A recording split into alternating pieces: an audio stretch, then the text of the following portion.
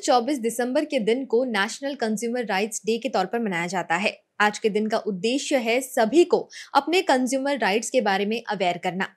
आज इसी मौके पर हम आ पहुंचे हैं जागरूक नागरिक के ट्रस्टी और कंज्यूमर एक्टिविस्ट पीवी मुरजानी के पास में, जिनके साथ में हम बात करेंगे कि हमें एज अ कंज्यूमर हमारे पास में क्या राइट्स हैं और अगर हमारे साथ में किसी तरह की ऐसी कोई बात होती है जहां पर हमें कंप्लेंट करनी है तो किस तरह से हम कंप्लेंट कर सकते हैं और आगे का प्रोसेस किस तरह से किया जाता है, इसके बारे में आज हम बात करेंगे। सबसे पहले शुरुआत करेंगे कि एज अ कस्टमर हमारे पास में क्या क्या राइट्स होते हैं। तो चलिए जुड़ते हैं इनके साथ में। सबसे पहले मैं आपका बहुत स्वागत करती हूँ सर, और थैंक यू सो मच हमारे साथ में जुड़ने के लिए।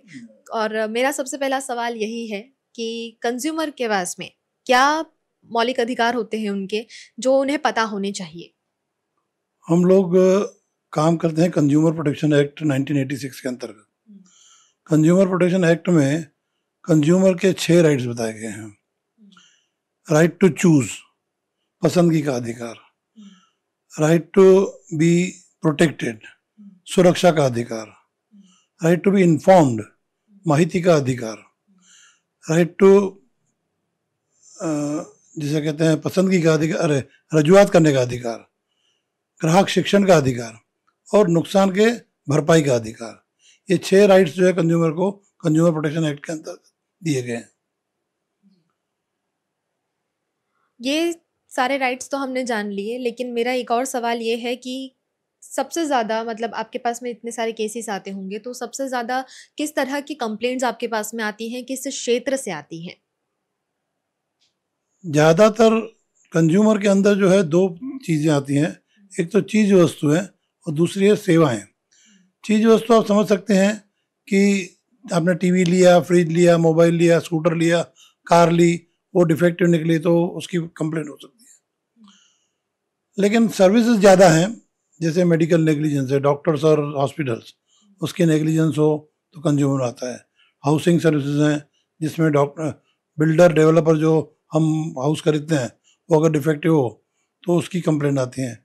इंश्योरेंस सेक्टर की कंप्लेंट आज तक ज़्यादा आ रही है क्योंकि मेडिकल नेग्लिजेंस, मेडिक्लेम जो है वो इंश्योरेंस कंपनियां नकार देती हैं। कोरोना के टाइम पर बहुत सारे मेडिक्लेम जो है नकार दिए थे। थाउजेंड्स केसेस जो हैं पूरे भारत में हुए। आज जितने केसेस जो कंज्यूमर कोर्ट में पेंडिंग है उसमें 60% से ज़्यादा इंश्योरेंस सेक्टर के केसेस हैं। उसके बाद बिल्डर, उसके बाद डॉक्टर्स और उसके अलावा बहुत सारी सेवाएं हैं, जैसे एयरलाइन सेवा है, बस सेवा है, आपको बैंकिंग सेवा है, रेलवे सेवाएं हैं, पोस्टल सेवाएं हैं, बहुत सारी सेवाएं हैं जो हम लोग रोज बरोज खरीद करते हैं। इन सभी फील्ड से मतलब अलग अलग फील्ड से कभी कभी कंप्लेंट्स आती हैं, और अगर किसी को कंप्लेंट करनी है तो वो क्या डायरेक्ट यहाँ पर आके कंप्लेंट करता है सर? इसमें कंप्लेंट करने के 3 प्रकार हैं। एक तो कंप्लेनेंट खुद भी कंप्लेंट लिखकर कंज्यूमर कोर्ट में दाखिल कर सकता है। 5 लाख तक उसकी कोई फ़ी नहीं होती है। 5 लाख से 10 लाख तक 100 रुपये उसकी फ़ीस है। 10 लाख से 20 लाख तक, 15 लाख तक 200 रुपये है, 15 लाख से 20 लाख तक 300 रुपये है और 50 लाख तक 500 रुपये है। इतनी मिनिमम फ़ी है। कंज्यूमर डायरेक्ट जाकर कंज्यूमर कोर्ट में कंप्लेंट कर सकता है, लेकिन उसकी हर मुद्दत पर, हर तारीख पर उसको वहाँ जाना पड़ेगा। दूसरा प्रावधान है कि एडवोकेट के मार्फत वो अपनी कंप्लेंट पेश कर सकता है। तीसरा प्रावधान है कंज्यूमर प्रोटेक्शन ऑर्गेनाइजेशन, NGOs, जैसे हम हैं, जागरूक नागरिक हैं, वहाँ कंप्लेंट करें, हम उनके बदौलत कंज्यूमर कोर्ट में कंप्लेंट फाइल करेंगे। ये प्रावधान कंज्यूमर कोर्ट का जो प्रावधान है कंज्यूमर ऑर्गेनाइजेशन का, केवल कंज्यूमर प्रोटेक्शन एक्ट में ही है, जिसमें आप कंप्लेंट करें और ऑर्गेनाइजेशन आपके तरफ से लड़ेगी। ये जो सारा प्रोसेस होता है सर, ये मतलब कितनी देर का होता है? मतलब जैसे आपने कहा कि अलग अलग फील्ड से कभी कभी कंप्लेंट्स आती हैं, तो इसमें समय भी अलग अलग लगता है। क्या प्रोसेस रहता है कंप्लेंट के बाद में सारी चीज़ें सॉल्व होने का? कंज्यूमर प्रोटेक्शन एक्ट में त्रिस्तरीय न्याय पद्धति है, क्वासी जुडिशियल सिस्टम। उसमें 50 लाख रुपए तक की जो कंप्लेंट हो वो आप कंज्यूमर कोर्ट डिस्ट्रिक्ट में आप फरियाद कर सकते हैं। 50 लाख से 2 करोड़ तक हो तो आप स्टेट कमीशन में कंप्लेंट कर सकते हैं, जो हमारी अहमदाबाद में है। और 2 करोड़ से ऊपर हो, कितनी भी हो, तो आप नेशनल कमीशन जो दिल्ली में है वहाँ कंप्लेंट फाइल कर सकते हैं। अगर 50 लाख के अंदर आपने कंप्लेंट फाइल की तो उसमें कम से कम 1 से 1.5 साल 2 साल तक समय लगता है कंप्लेंट चलाने में। उसका जजमेंट आ गया, उसके बावजूद इंश्योरेंस कंपनी या डॉक्टर या बिल्डर वो अपील कर सकता है, वो अपील स्टेट कमीशन में कर सकता है। वो हारने या जीतने के बाद वो बिल्डर या डॉक्टर या कंज्यूमर कोई भी नेशनल कमीशन में अपील कर सकता है। नेशनल कमीशन के ऊपर वो आप जो है अपील सुप्रीम कोर्ट में कर सकते हैं। ऐसे त्रिस्तरीय न्याय पद्धति है। हमारी जिंदगी में सबसे ज्यादा रोजमर्रा का जो मतलब क्षेत्र है वो है रेलवे का क्षेत्र, बैंकिंग क्षेत्र। तो मैं ये जानना चाहूंगी और मेरे ख्याल से दर्शकों के भी सबसे ज्यादा सवाल यही होंगे कि रेलवे से किस तरह की कंप्लेंट सबसे ज्यादा आती है। रेलवे का टाइम टेबल होता है, उस टाइम से रेलवे को चलना चाहिए। अगर रेलवे नहीं चलती है या कैंसिल हो जाती है, उस हालत में कंज्यूमर कहाँ जाए? उसको या फ्लाइट पकड़नी पड़े या बस से आना पड़े, या उसकी रिजर्वेशन है और दूसरा ऐसी कंप्लेन आती है। दूसरा, रेलवे में आप सफ़र कर रहे हैं, रिजर्व कोच में हैं, आपकी बैग चोरी हो जाती है, तो रेलवे की जवाबदारी है, ऐसी कंप्लेन आती हैं। और उसके अलावा रेलवे में फर्स्ट एड बॉक्स होना चाहिए। अगर आपको कुछ तकलीफ हुई है, आपको कुछ अटैक आया या आपका बीपी नॉर्मल एबनॉर्मल हो गया, तो रेलवे के पास फर्स्ट एड बॉक्स होना चाहिए हर डब्बे में। वो अगर नहीं है, ऐसी कंप्लेन आती है। इस तरह की बहुत सारी डेफिशिएंसी की कंप्लेन हमारे यहाँ आती है। आजकल आपको क्या लगता है कि वैसे तो आजकल बहुत लोग स्मार्ट हो गए हैं, सारी चीज़ें अवेयर उनको मतलब पता चलने लगी हैं, लेकिन फिर भी कुछ कुछ ऐसी बातें होती हैं कि इसके बारे में उन्हें कोई जानकारी नहीं होती। तो कंज्यूमर राइट्स में ऐसा कौन सा कोई टॉपिक है जिसके बारे में लोगों को थोड़ी कम जानकारी है या कम ही लोगों को जानकारी है? ऐसे कोई राइट्स हैं? आजकल सोशल मीडिया बहुत पावरफुल है और बैंकिंग वगैरह भी जो है वो इंटरनेट बैंकिंग हो गया है। उसमें बहुत सारी चीटिंग होती हैं, बहुत सारा अनफेयर होता है। आपको फ़ोन आते हैं कि आपको लोन चाहिए, आपको क्रेडिट कार्ड चाहिए, फिर इस तरह आपको लोन में या इसमें आप फंसा कर आपके पास OTP भेजेंगे, आप OTP उनको बताइए, आपका खाता खाली कर देंगे। अब आप उसमें सावधान रहिए। जो भी आपको OTP वगैरह भेजे, कोई आपको लोन देने के, आप अभी देखिए बैंक में जाइए और लोन अप्लाई कीजिए 5 लाख के लिए, तो 5 लाख लोन के लिए आपके सारे दस्तावेज मांगेंगे। वो आपको बोलेंगे हमारे 5 लाख आपके लोन मंजूर हो गए। ऐसा एक किस्सा मेरे साथ हुआ था। मेरे काका के लड़के की मृत्यु हुई थी। मैं बेसना में बैठा हुआ था, मुझे फ़ोन आया कि सर आपका 5 लाख का लोन सेंक्शन हो गया है, आप कब आ रहे हो? मैंने बोला कहाँ से बोल रहे हो? बोले हम सिटी बैंक से बोल रहे हैं। ठीक है, आपका एड्रेस दे दीजिए। एड्रेस दिया, फिर हमने उसको फ़ोन किया दूसरे दिन कि हमने तो कोई अप्लाई किया नहीं लोन, ऐसे 5 लाख कैसे सेंक्शन हो गया? जो लोग सेंक्शन करे उसको देते नहीं हो आप। तो उसमें मुझे लगा चीटिंग है, तो मैंने पुलिस कमिश्नर से कंप्लेन की। पुलिस कमिश्नर से कंप्लेन करने के बाद वो लोगों ने उनके जवाब लिए, उनके नकल लेकर मैंने कंज्यूमर कोर्ट में फाइल की कंप्लेन कि मेरा जो नंबर है, प्राइवेट नंबर है, वो इनके पास, सिटी बैंक के पास कैसे गया। वोडाफोन को और बैंक को मैंने पार्टी बना के केस किया। और मुझे ये तकलीफ हुई है कि मैं अपने भाई के बेसने में बैठा हुआ था और उन्होंने मुझे डिस्टर्ब किया। वो केस चला और मुझे 5,000 रुपये वोडाफोन की तरफ से और 15,000 रुपये सिटी बैंक की तरफ से मुआवजा मिला।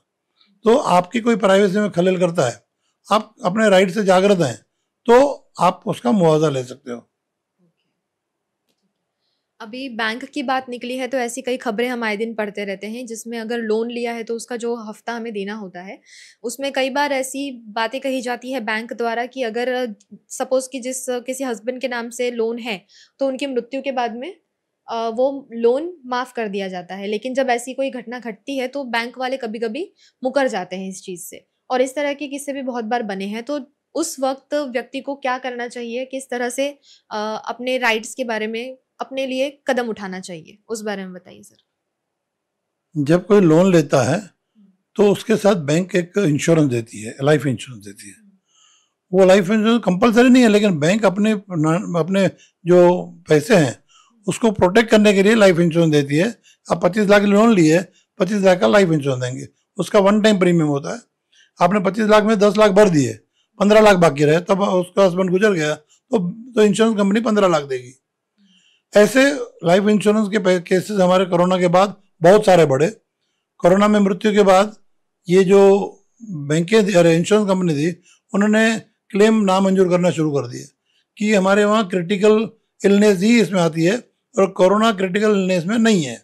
हमारे वहाँ 11 बीमारियां हैं, कैंसर है, हार्ट अटैक है, ब्रेन हेमरेज है, वो है मेजर, लेकिन ये मेजर क्रिटिकल इलनेस में कोरोना नहीं आता है। तो कोरोना तो पहले था ही नहीं, जब आपने नियम बनाए थे तब कोरोना था ही नहीं, लेकिन क्रिटिकल से महा क्रिटिकल था, वो तो पेंडेमिक था, वो तो वर्ल्ड वाइड हुआ था और सबको जानते थे, लेकिन उन्होंने ये बताया कि हमारे लिस्ट में कोरोना नहीं है। हमने केस फाइल किए बहुत सारे, सब जीते, और उसके बाद उन्होंने अपील की इंश्योरेंस कंपनी ने, वो अपील भी हमने जीती है।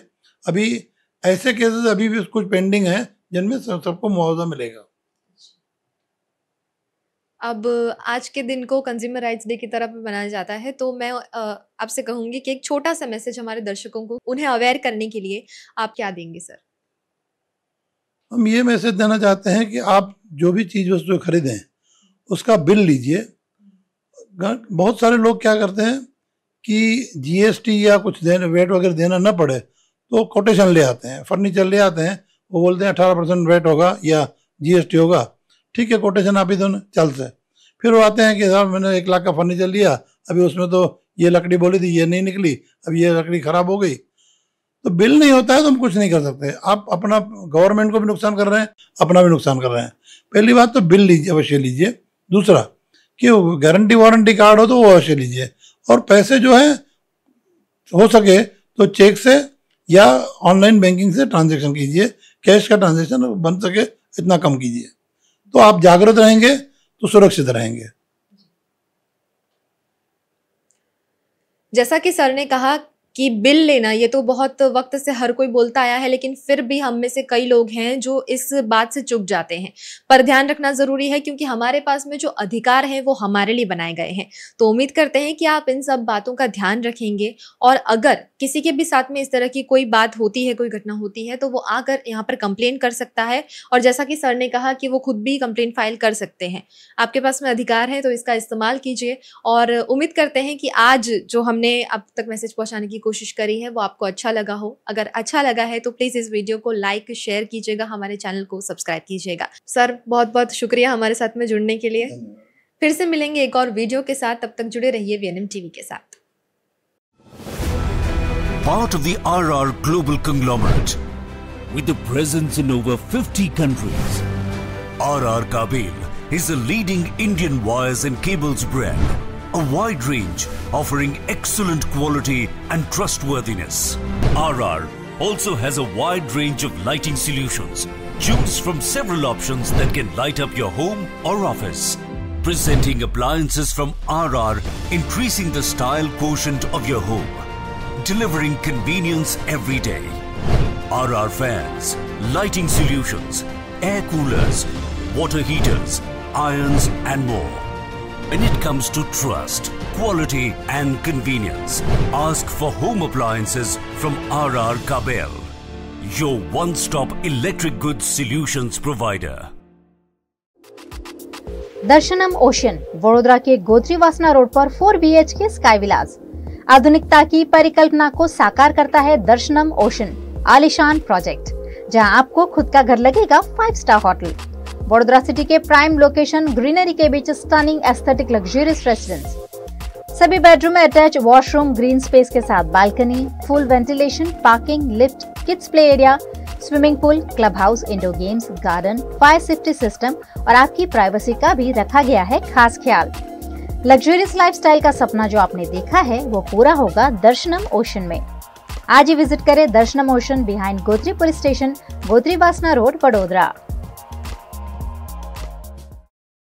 भारत ले रहा है इलेक्ट्रिक अंगड़ाई। क्यों ना हम साथ चले, साथ चले, साथ बढ़े, साथ बढ़े, देश मेरे, देश मेरे। देश को ले जाए नई दिशा की ओर। आपका जॉय, भारत का जॉय।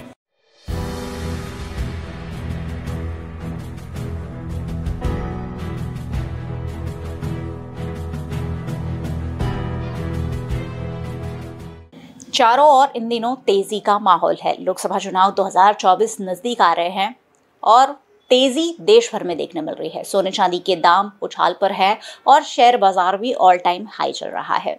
जब शेयर बाजार ऊंचाई पर होता है तब बहुत सारे लोगों को ऐसा होता है कि शेयर बाजार में कहीं ना कहीं निवेश कर ले और ज़्यादा से ज़्यादा मुनाफा पा ले। वैसे शेयर बाजार हमेशा एक्सपर्ट लोगों का काम रहा है कि शेयर बाजार में निवेश करने से पहले आपको ज्ञान होना बहुत ज़्यादा ज़रूरी है। और फिलहाल शेयर बाजार और निफ्टी दोनों ही जब ऑल टाइम हाई पर चल रहे हैं, पिछले कई वक्त से हाई पर बने हुए हैं और रिकॉर्ड ब्रेक होते जा रहे हैं, ऐसे में शेयर बाजार में कहाँ निवेश करना ये जानना बहुत ज़्यादा ज़रूरी है। बहुत सारे लोगों के पास पैसा है जो उन्हें शेयर बाजार में इन्वेस्ट करना है, लेकिन उन्हें नॉलेज नहीं होती है। इसलिए आज फिर एक बार VNM टीवी पर हम शेयर बाजार एक्सपर्ट जगदीश ठक्कर को लेकर आए हैं और उनसे जानेंगे कि आखिरकार जो तेज़ी का माहौल है शेयर बाजार में, उसका फ़ायदा कैसे उठाया जाए।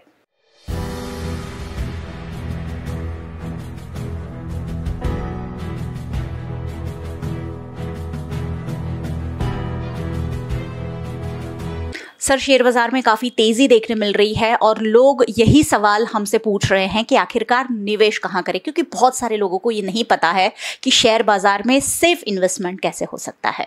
स्टॉक मार्केट में निवेश करना ऐसा कुछ इतना आसान भी नहीं है और इतना मुश्किल भी नहीं है। आमतौर पर लोगों को शायद ये लग रहा है कि शेयर बाज़ार में अगर आप पैसा लगाते हो तो आप ओवरनाइट पैसे वाले हो जाओगे, आपके पास बहुत सारे पैसे आ जाएंगे। और जिस तरह से शेयर बाज़ार में जब भी कोई बढ़ोतरी आती है तो लोग हमेशा यही मानते हैं कि अगर मैंने कल उसके पैसे लगाए होते तो शायद आज मुझे बहुत सारे अच्छे पैसे मिलते, लेकिन ऐसा नहीं है। शेयर बाज़ार का जो सबसे फंडामेंटल एक प्रिंसिपल है वो यही है कि अगर आप लंबी अवधि के निवेशक हो तो ही आपको शेयर बाज़ार पैसा देता है।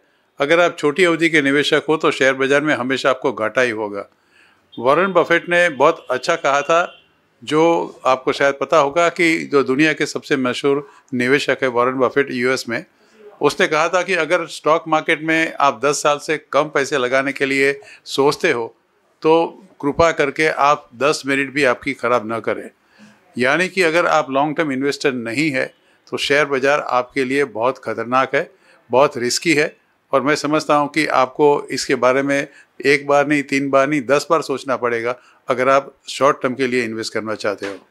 तो शेयर बाजार कभी भी छोटी टर्म के लिए इन्वेस्टमेंट का बाजार नहीं है।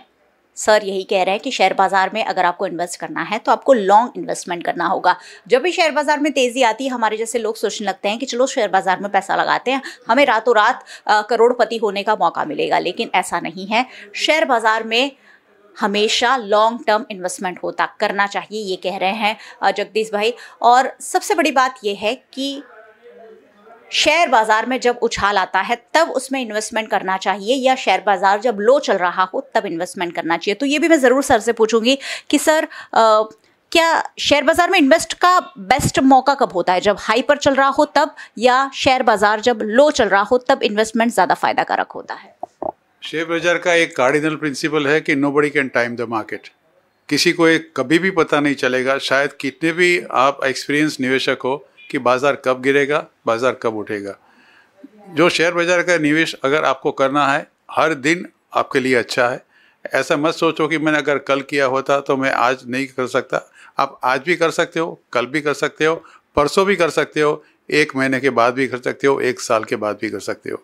कोई टाइम लिमिट नहीं है। सिर्फ आपको मार्केट को टाइम नहीं करना है कि इस टाइम पे मैं करूँगा तो मुझे अच्छे पैसे मिलेंगे। अगर आपको कोई निवेश करना है स्टॉक मार्केट के अंदर, सबसे पहले तो आपके जो नाणक वित्तीय सलाहकार है उससे हमेशा आपको संपर्क करें, उससे पूछे। जैसे कोई भी अगर आपको कोई बीमारी हो तो आप डॉक्टर से पूछते हैं, तो शेयर बाज़ार के भी काफ़ी एक्सपर्ट्स हैं, उसको आप पहले उसकी सलाह ले लीजिए, उसके बाद आपको कहाँ निवेश करना वो बताएंगे। दूसरी चीज़ यह है कि अगर आप स्टॉक मार्केट में निवेश करना चाहते हो तो सबसे पहले आपकी जो टोटल आमदनी है उसका पूरा आप हिसाब निकालिए। आपकी जो जीवन ज़रूरियात की जो चीज़ें हैं, आपकी मान लो कोई आपका जो डेली कॉस्ट ऑफ लिविंग है, बच्चों की स्कूल की फ़ीस है, कोई मेडिकल एक्सपेंसेस है, इंश्योरेंस है, म्यूचुअल फंड्स में अगर आप कोई निवेश कर रहे हो, या कोई इमरजेंसी है, कोई भी चीज़ है जो आपकी आमदनी से इस सब को बात करके अगर आपके पास कोई डिस्पोजेबल सरप्लस बचता है तो उसी को पैसे को आप स्टॉक मार्केट में लगाइए, क्योंकि ये पैसे आपको कम से कम 4-5 साल तक लॉक हो जाएंगे। जब भी आप स्टॉक मार्केट में निवेश करते हो तो आपको जैसे गुजराती थाली है उसका बिल्कुल ध्यान रखना है। गुजराती थाली अगर जब खाने जाते हो कोई भी रेस्टोरेंट के अंदर तो आपको बहुत सारी चीज़ें वहाँ पे मिलती है। ऐसा नहीं है कि हर चीज़ आपको अच्छी लगती है, लेकिन बहुत सारी वेराइटीज़ होती है, कम से कम आपका पेट तो भर जाता है। इसी तरह से अगर स्टॉक मार्केट में निवेश करते हो तो आपको कम से कम 5, 6, 7, 8 या 10 ये जो अच्छे स्टॉक्स है उसमें आपको निवेश करना है। आपको ऑटोमोबाइल में करना है, आपको कंज्यूमर गुड्स में करना है, आपको टेक्नोलॉजी शेयर में करना है, आपको ऑटोमोबाइल में करना है, आपको फार्मास्यूटिकल में भी करना है, आपको रियल एस्टेट में भी करना है। आपको हर चीज़ के अंदर आपको निवेश करना है, थोड़ा थोड़ा निवेश करके सब चीज़ में रखना है। और उसमें सबसे जो बेहतरीन शेयर्स आपको आपका जो वित्तीय सलाहकार होगा वो आपको देंगे, तो उसमें आप निवेश करिए। दूसरी चीज़ आप ये हमेशा समझिए कि मान लो आपके पास इतना समय नहीं है कि किस तरह से आप करें, तो उसका एक दूसरा विकल्प है म्यूचुअल फंड्स, जिसको हम through SIP systematic investment plan, हर महीने अगर आपके पास मान लो डिस्पोजेबल सरप्लस इनकम का है 10,000 रुपया, तो आप अच्छी 4 या 5 स्कीम ढूंढ ले और उसके अंदर 2-2.5 हज़ार रुपया हर महीने बाय डिफ़ॉल्ट आप उसको जमा करते रहे और ऑटोमेटिकली जो म्यूचुअल फंड है अपने आप वो बढ़ता रहेगा। 10 साल के बाद शायद आपको इतना विश्वास भी नहीं आएगा कि मेरे पैसे इतने गुना हो सकते हैं। और मैं हकीकत और मेरे खुद के अनुभव से कहता हूँ कि अगर आप में थोड़ी सी धीरज है, थोड़ी सी अगर आप में सब्र है, तो स्टॉक मार्केट से अच्छा रिटर्न आपको कोई एसेट नहीं देगा। हिस्टोरिकली अगर पिछले 100 साल के रिकॉर्ड भी आप देखोगे तो न सोना, न चांदी, न ज़मीन, न मकान, कोई चीज़ ऐसी नहीं है जो आपको स्टॉक मार्केट से ज़्यादा रिटर्न दे सकता है। और ये रिटर्न सिर्फ एक ही है, आपको उसमें कोई जल्दबाजी नहीं करनी है। और चौथी चीज़, जो मार्केट अगर मान लो ऊपर जाता है नीचे जाता है, उसकी ओर आप मत देखिए। आपको एक बार पोर्टफोलियो आपने बनाया, SIP आपने कर दी, उसकी आपकी किताब और उसको बंद कर दीजिए और 10 साल के बाद उसको खोल के देखिए कि आपकी इस किताब के अंदर आपके जो पैसे आपने धीरे धीरे करके लगाए हैं वो कितना गुना हो गया है। मैं आपको कोई ऐसा ये नहीं बता रहा हूँ कि कोई ऐसा चमत्कार है, लेकिन ये हकीकत है और हिस्टोरिकली प्रूवन डेटास है कि जिन लोगों ने लंबी अवधि के लिए निवेश किया है वो कभी स्टॉक मार्केट से निराश नहीं हुए। हाँ, जो लोग स्पेकुलेट करते हैं, सट्टा करते हैं, कहते हैं कि मेरा नसीब बहुत अच्छा है, उसमें मैं करूँगा तो मुझे पैसे मिलेंगे, ये स्पेकुलेशन बहुत ही गलत है, बहुत ही रिस्की है। और दूसरी जो सबसे 5वीं चीज़ है कि आप सिर्फ कैश मार्केट में निवेश करें, फ्यूचर ऑप्शंस में बिल्कुल उससे आप दूर रहे। ये 2 धारी तलवार है, आप उसमें निवेश करो, बेचोगे तो भी मरोगे, आप लोगे तो भी मरोगे, क्योंकि इसका कोई भरोसा नहीं है और इसके अंदर आपको डिलीवरी ऑफ शेयर्स नहीं मिलती। सिर्फ आपको मार्क टू मार्केट प्रॉफिट या मार्केट टू मार्केट लॉस बनना पड़ता है। और सेबी की एक रिपोर्ट के अनुसार 10 में से 9 लोग जो फ्यूचर ऑप्शंस में काम करते हैं वो आमतौर पर घाटा ही करते हैं। अगर आप समझते हो कि 10 में से जो एक बच गया वो मैं हूँ, वो बात अलग है, लेकिन मैं नहीं समझता कि आपको इतना आत्मविश्वास आपका इतना ज़्यादा होना चाहिए।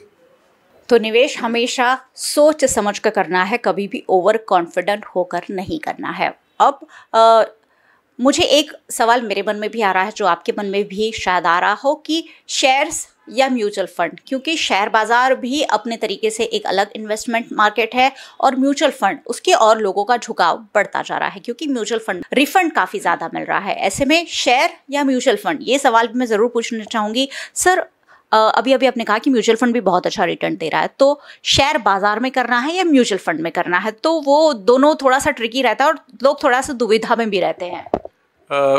रिटर्न जो ज़्यादा मिलेगा वो स्टॉक्स में ही मिलेगा, म्यूचुअल फंड में आपको नहीं मिलेगा।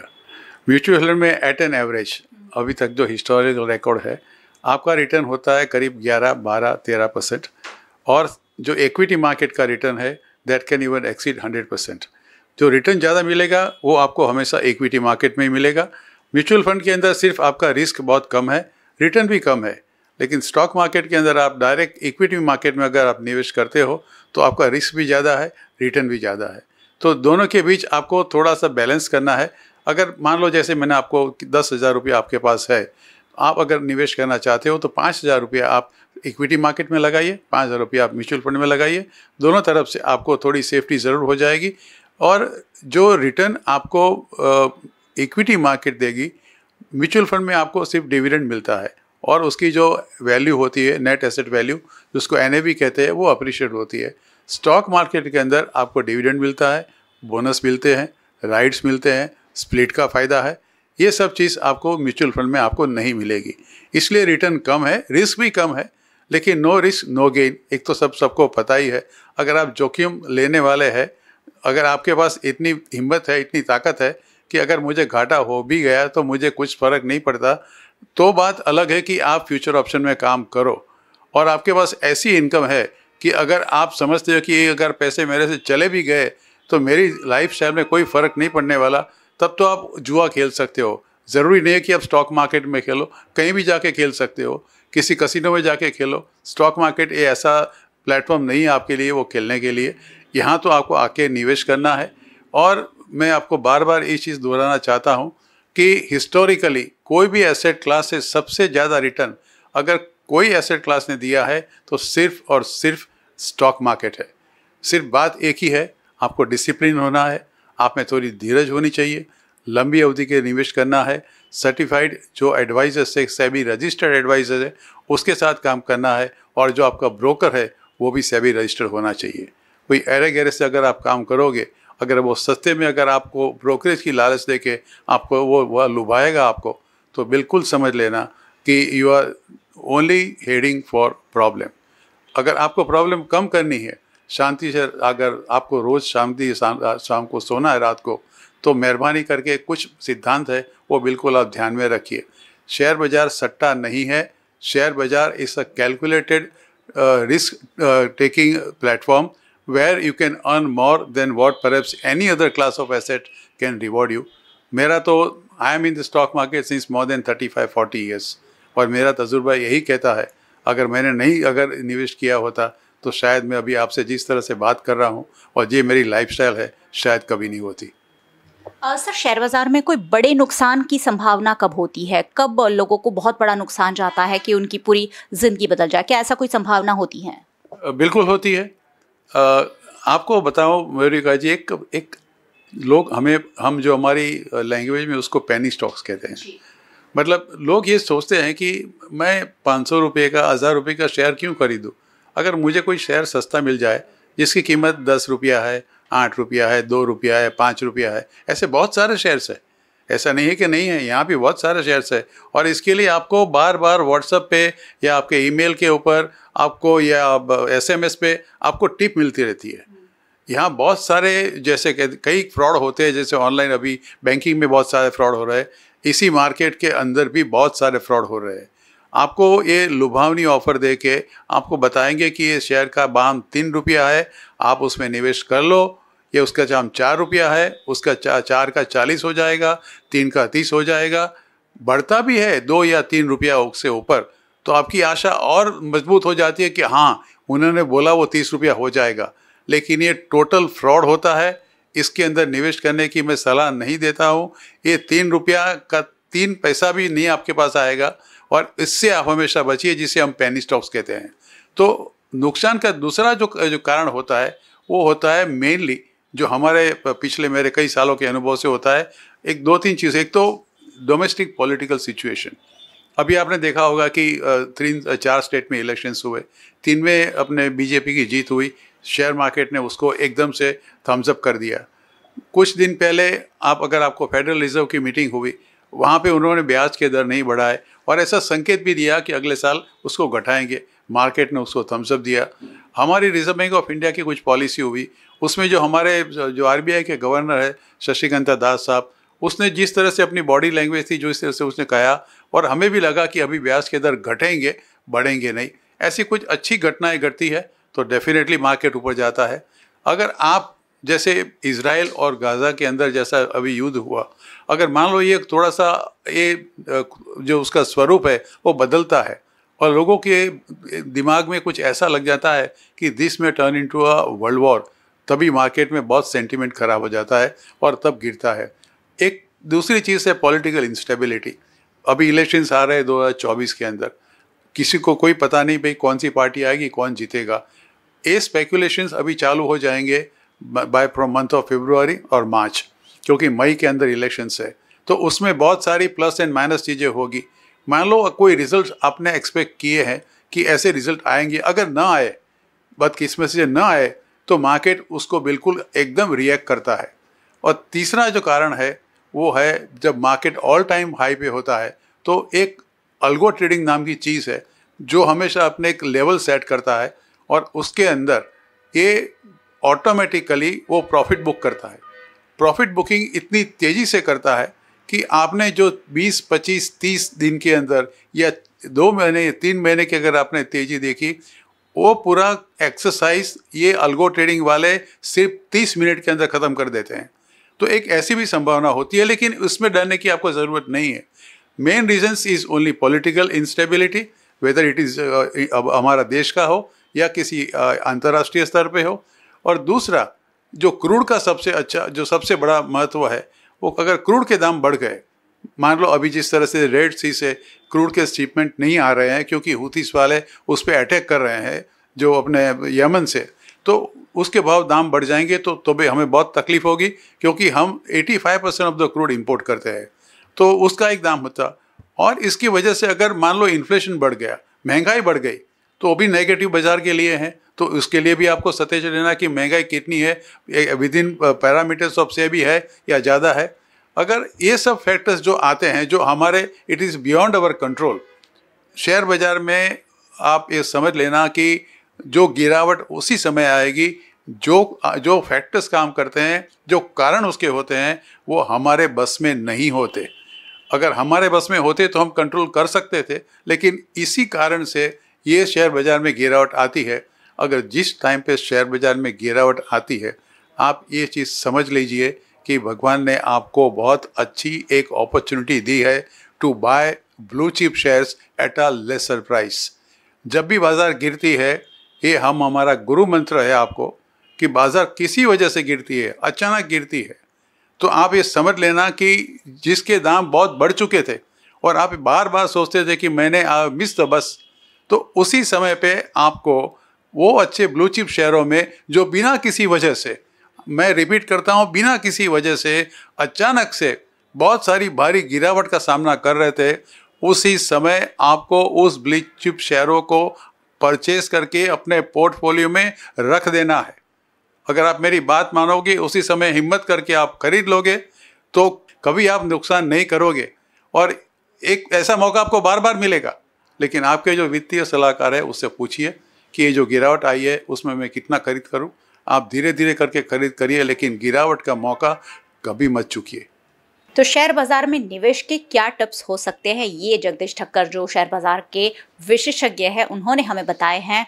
और हमेशा ध्यान में रखिए, शेयर बाजार या म्यूचुअल फंड, लेकिन एक्सपर्ट की सलाह के साथ ही निवेश करें ताकि आप ज़्यादा से ज़्यादा रिटर्न पा सकते हैं। VNM TV पर आप ये पूरा टॉक देख रहे हैं और VNM TV पर हम ऐसी ही बातों को चर्चा में लेते हैं जो आपके लिए फ़ायदेमंद है, सीधी सीधी आपसे जुड़ी हुई है। और इसलिए VNM TV आपको हमेशा देखते रहना है। VNM का YouTube चैनल है जिसे आप देख रहे हैं, सब्सक्राइब कर लीजिए और बेल आइकन प्रेस कर दीजिए ताकि VNM का हर अपडेट सबसे पहले आप तक पहुंच सके। आप फेसबुक पर देख रहे हैं, शेयर ज़रूर कीजिए, क्योंकि शेयर बाजार से जुड़ी बातें हर किसी तक पहुँचना ज़रूरी है ताकि सबका फ़ायदा हो सके और कोई घाटे में ना जाए।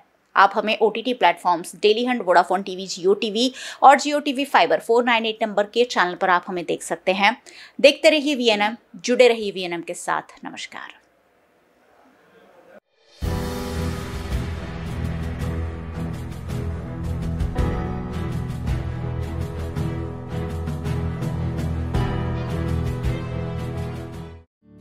नए वर्ष पर नई डायरी चाहिए तो युग धर्म है ना। हर कलर्स, डिजाइन्स और हर वर्क के लिए डायरीज का वाइड कलेक्शन। व्यापारी से लेकर बिजनेसमैन तक, स्टूडेंट से लेकर हाउसवाइफ तक, हर किसी के लिए उनकी जरूरतों के मुताबिक की डायरी। दुकानों से लेकर कॉर्पोरेट सेक्टर तक पसंद की जाती है युग धर्म की डायरीज। डायरीज के साथ साथ हर तरह की स्टेशनरी, फाइल्स, फोल्डर्स भी युग धर्म में अवेलेबल। वडोदरा के काला घोड़ा, गेंडा सर्कल, अकोटा, मकरपुरा GIDC, मांडवी और निजामपुरा में है युग धर्म के ब्रांचेस। युग धर्म स्टेशनरी 6 गार्डन व्यू कॉम्प्लेक्स, काला घोड़ा सर्कल, सयाजीगंज, वडोदरा। वडोदरा के शोर शराबे से दूर पंचवटी के लीजियर एली रेस्टोरेंट एंड बैंक्वेट में शुद्ध शाकाहारी खाने का लुत्फ उठाइए, क्योंकि यहाँ हर डिश है खास। इतना ही नहीं, यहाँ प्योर जैन फूड भी अवेलेबल। 50 से 350 लोगों की कैपेसिटी वाले वेल इंटीरियर बैंक्वेट हॉल के साथ रूम फैसिलिटी, ब्राइडल मेकअप और स्टेज डेकोरेशन की भी सुविधा। Hotel leisure alley and banquet में 150 से 200 कार पार्किंग की facility, corporate pack lunch, 3 kilometre तक फ्री होम डिलीवरी और टेक अवे पार्सल पर 10% डिस्काउंट। 50 से 20 लोगों के स्मॉल गेट टुगेदर के लिए प्राइवेट डाइनिंग रूम और आउटडोर केटरिंग की भी सुविधा। यहाँ का स्किल्ड मैनेजमेंट आपके हर मौके को बनाता है बेहद शानदार। कोतरीगुड़ा सर्कल पर जल्द शुरू हो रहा है take away counter. Leisure alley restaurant and banquet, aura square, Panchavati road, Korba, Vadodara. माना होटल्स एंड रिसोर्ट। राजस्थान में उदयपुर, रणकपुर को करना हो एक्सप्लोर या उत्तराखंड में ऋषिकेश में करनी हो धार्मिक यात्रा, माना होटल्स आपके स्टे को बनाएंगे हमेशा के लिए यादगार। राजस्थान के ऐतिहासिक विरासत के बीच माना होटल्स का कंफर्टेबल स्टे आपको कराएगा अद्भुत अनुभूति। माना होटल्स के लग्जरियस प्रीमियम रूम्स और विलास है बेहद शानदार। ऋषिकेश की वादियों में माना होटल्स का होम स्टे देता है शानदार घर का feel. Next time, plan your holidays with Mana Hotels. Contact 8107 888800.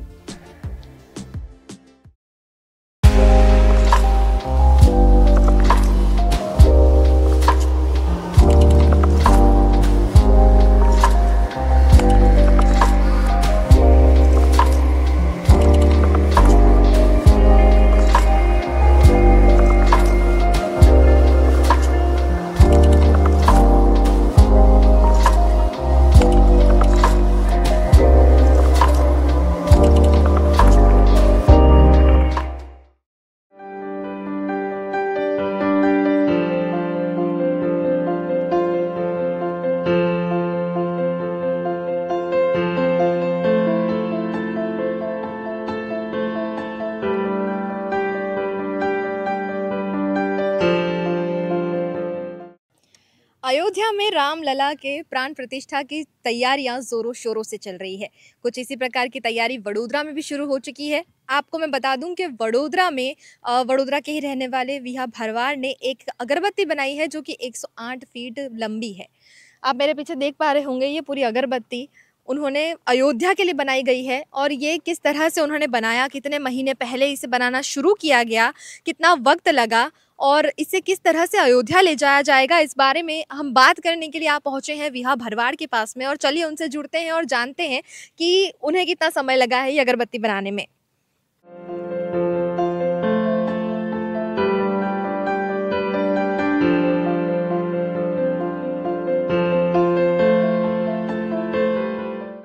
आपने कब से इस अगरबत्ती को बनाना शुरू करा था?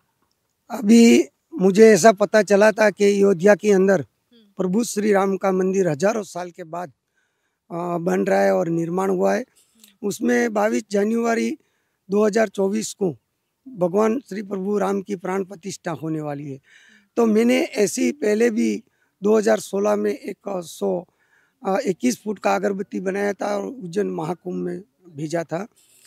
तो मैंने सोचा कि क्यों, बड़ौदा एक संस्कारी नगरी है और गुजरात है, तो यहाँ से कुछ प्रभु राम के लिए कुछ न कुछ भेजे।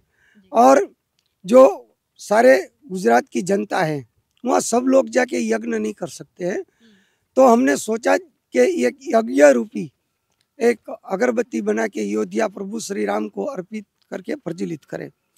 जून जुलाई में मैंने काम चालू किया अगरबत्ती का, तो 2 महीना तक हमारा काम कंटिन्यूस चला। उसके बाद में बारिश का टाइम आ गया तो उसको हमने स्थगित कर दिया, वाटरप्रूफ करके रख दिया और बारिश थमने के बाद में दोबारा काम चालू किया। अभी ये अगरबत्ती का पूर्ण काम हो गया है, संपूर्ण। और अभी ये अगरबत्ती को 1 जनवरी को यहाँ से 110 फीट लंबा रथ में विराजमान करके मुख्यमंत्री या तो पाटिल साहब के हंसते प्रस्थान करवा के एक भव्य रथ के अंदर शोभा यात्रा के साथ अयोध्या लेके जाएंगे, प्रभु श्री राम को अर्पित करेंगे। और ये अगरबत्ती की विशेषता ये है कि ये 108 फुट आप अगरबत्ती मानो या तो 108 कुंडी यज्ञ मानो। क्यों कि जितनी हवन के अंदर जो भी सामग्री यूज किया जाती है वो पूरी सामग्री यूज किया है।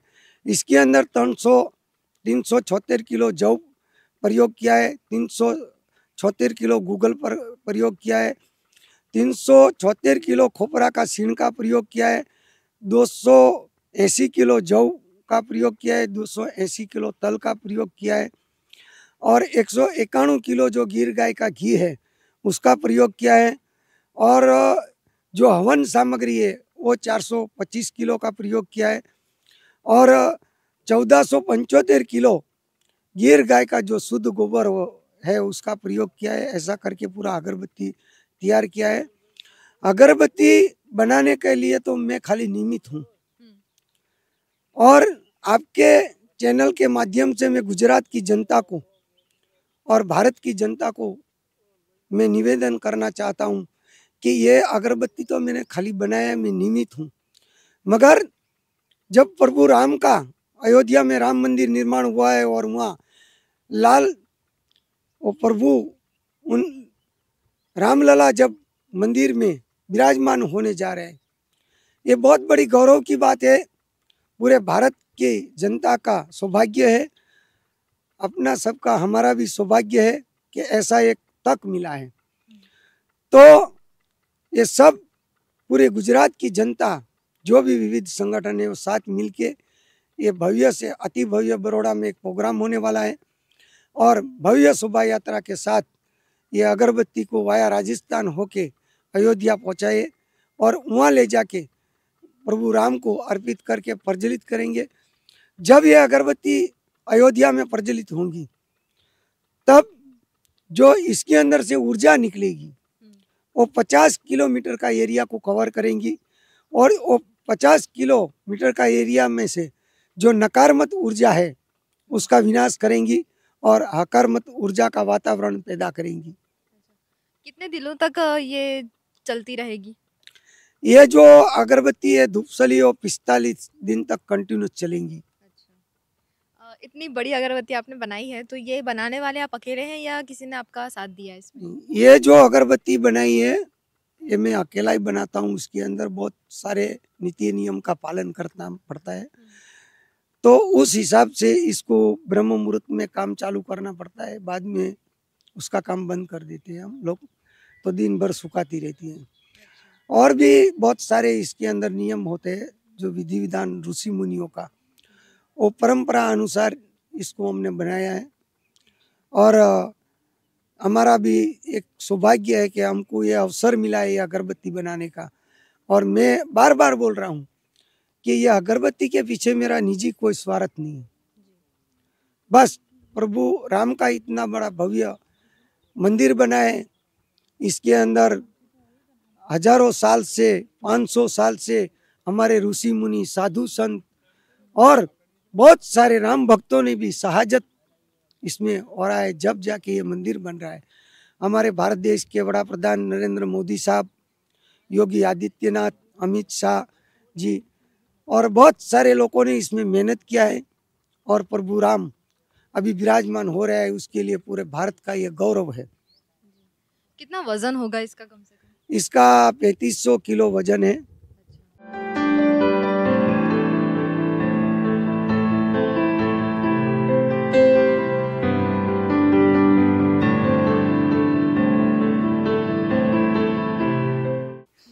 एक रामलला का नाम के हिसाब से और भगवान श्री राम की अयोध्या में जो प्राण प्रतिष्ठा हो रही है उसके बेस पे उन्होंने एक अगरबत्ती बनाई है। वो अगरबत्ती को मेरे को मैसेज मिला तो मैं स्पेशल केस में देखने के लिए यहाँ पे आया था और उनके साथ मैंने बात भी किया कि कितनी औषधियों से मिला के उन्होंने ये अगरबत्ती का निर्माण किया है और कौन सी तारीख को वो यहाँ से अयोध्या ले जाने वाले हैं और कितने दिन तक ये अगरबत्ती अयोध्या में प्रगटेगी और कितने दिन तक वो रहेगी, वो सारी डिटेल मैंने उनसे भी बात करके जानकारी लिया।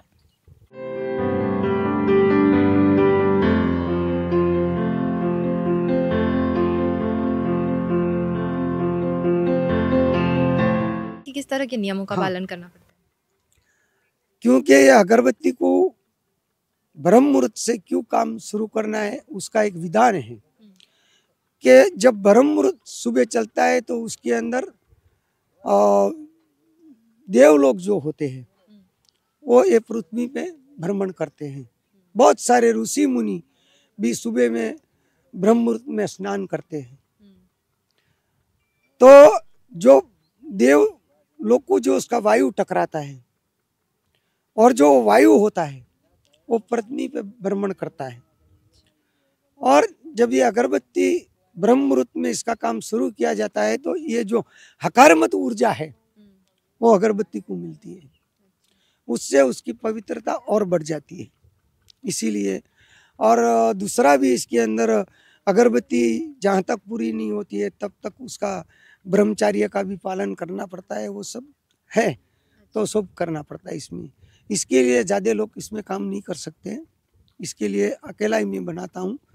और ये भगवान राम की कृपा होती है तो इतना बड़ा काम होता है, नहीं तो हमारा तो कोई इतना शक्ति नहीं होता इसमें कि हम बना सके। और बहुत सारी हमारे सामने इसके अंदर चुनौतियाँ भी थी, क्योंकि बारिश के टाइम आगे था, इतनी बड़ी अगरबत्ती को संभालना था, कैसे उसको सुरक्षित रखे। पर वरुण देव ने भी कृपा किया है, प्रभु राम ने भी कृपा किया है, तो हमारी अगरबत्ती को वरुण देव ने भी सुरक्षित रखा है, मेघराजा ने भी सुरक्षित रखा है। तो हमारा तो यही कहना है कि पूरे बड़ौदा की संस्कारी नगरी और संस्कारी लोक है, और जब गुजरात से ये अगरबत्ती यहाँ से जा रही है तो पूरे गुजरात के और बड़ौदा के ज़्यादा करके जो गोपालक समाज है, मालधारी समाज है, और भी राम भक्त है, सारे समाज के जो भी संगठन है उसको इसमें जुड़ना चाहिए। ये मेरा काम नहीं है अकेले का, ये सबका काम है, गुजरात की जनता का काम है, गुजरात के राम भक्तों का काम है, ऐसा मेरा कहना है। आप बहुत बड़े राम भक्त हैं और आपने ये प्रूव कर ही दिया है कि आपने बिना किसी स्वार्थ के इतना बड़ा जो है अगरबत्ती आपने लगाई है। तो आपके मतलब आप कितने खुश हैं जो रामलला का प्राण प्रतिष्ठा होने जा रहा है 22 जनवरी को? नहीं, हम तो कितना खुश है वो आपको बता नहीं सकते। और इस कार्य के अंदर हमारा खोड़ा भाई बरवाड़ है, सगराम भाई बरवाड़ है, हमारा रेवा काका है, मोहन भाई बरवाड़ है, जगदीश भाई बरवाड़ है, ये लोग ने बहुत 3-4 महीनों से तंग तोड़ मेहनत किया। और हमारे साथ रंजन बेन भट्ट भी जुड़े थे, 2 महीने से वो भी मन तन धन से पूरी मेहनत कर रहे हैं। अयोध्या तक परमिशन दिलाना, गुजरात सरकार से परमिशन दिलाना, और आगे का भी जो प्रोग्राम अभी होने वाला है सारा कार्यक्रम वो रंजन बेन के नेतृत्व में हमने सौंपा हुआ है। और वो भी सारे संगठन को साथ के रख के अभी पूरी रंजन बेन भी इसमें बहुत अभी व्यस्त है, अगरबत्ती के प्रोग्राम में दिन रात मेहनत कर रहे हैं कि कैसा करके अपन इस शोभा यात्रा को भविष्य अति भव्य बनाए और पूरी गुजरात की जनता इसके साथ जुड़े। इस तरह का पूरा अभी रंजन बेन भट्ट ये कार्यक्रम आगे धपा रहे हैं। शुक्रिया हमारे साथ में जुड़ने के लिए और हमें इसके बारे में और अच्छे से जानकारी देने के लिए। रामलला की प्राण प्रतिष्ठा के लिए पूरा देश जो है बहुत खुश है, बहुत उत्साह में है और जगह जगह से सारी चीज़ें अयोध्या पहुंच रही हैं। और उनमें से एक है हमारा वडोदरा, जहां से ये अगरबत्ती जो है 45 दिनों तक वहां पर महकेगी। उम्मीद करते हैं कि आज का ये वीडियो आपको बहुत पसंद आया हो। अगर पसंद आया तो इस वीडियो को लाइक करिए, शेयर कीजिए, हमारे चैनल को सब्सक्राइब कीजिए। नमस्कार।